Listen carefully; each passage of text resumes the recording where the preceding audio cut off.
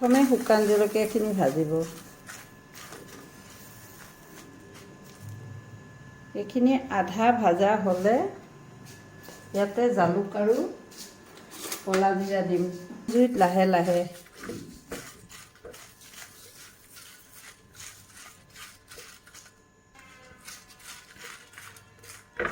এইখিনি হৈছে। এতিয়া ইয়াতে মই এয়া জালুক আৰু ক'লা জিৰাকেইটা আগত দিছোঁ।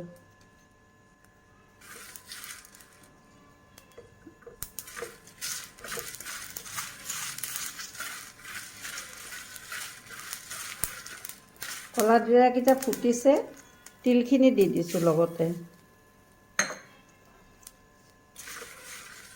জ্বলিব দিব নালাগে, লাহে লাহে কম জুইত ভাজি থাকক। ক'লা জিৰা দিলে ইয়াৰ এটা খুব ধুনীয়া গোন্ধ আহে, মুখলৈ ৰুচি আহে, জালুকৰ সোৱাদ আহে, সেইকাৰণে কেইটামান জালুক দিছোঁ। মই মাটিৰ খোলা চাপৰিত ভাজি আছোঁ। খোলা চাপৰিত কাম কৰি মই ভাল পাওঁ।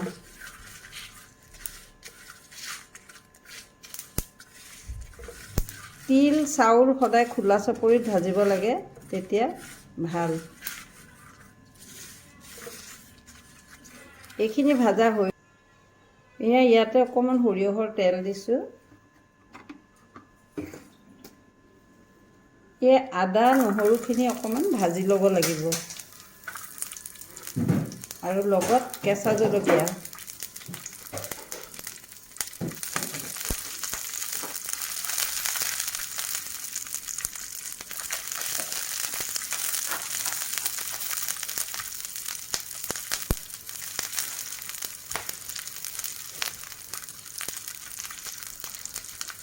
আদা নহৰু ভাজোঁতে সদায় অকণমান নিমখ দিবচোন। সিজে সোনকালে, মজি যায় নহৰুখিনি, আদা। এনেকৈ নিমখ অকণ দিব, সোনকালে মজি যাব। এনেও নহৰু সোনকালেই সিজে বাৰু, জ্বলিব নিদিব।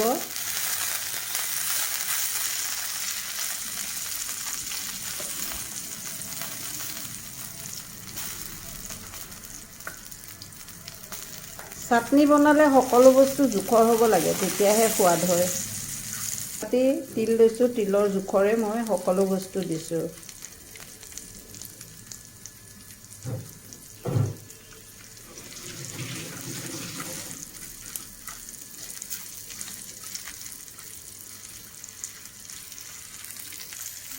এইখিনি এয়া হৈ গৈছে।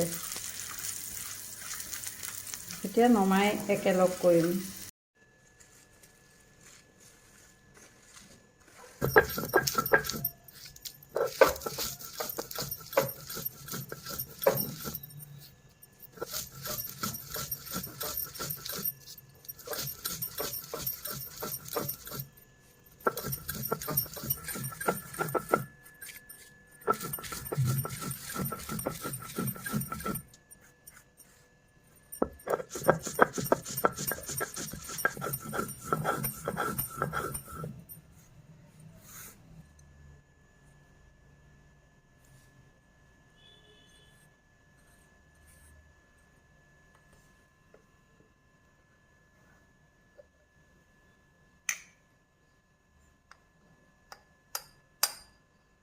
আদা ৰহুন আৰু আদা নহৰু লগতে অলপ নিমখ দিছোঁ। এতিয়া পুনৰ পিচিব লাগিব আকৌ তিলৰ লগত একেলগে। পূৰা মিহিকৈ পিচিলে সোৱাদ বেছি লাগিব খাই।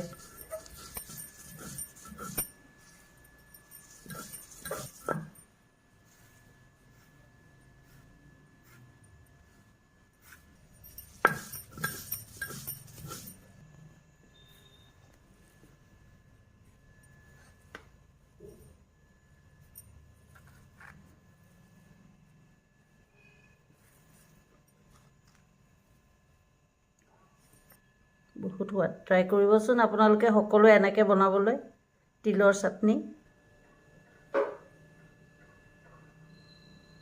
সকলোৱে বেলেগে বেলেগে বনায়, মই অকণ বেলেগকৈ বনাইছোঁ, চাবচোন কিমান সোৱাদ।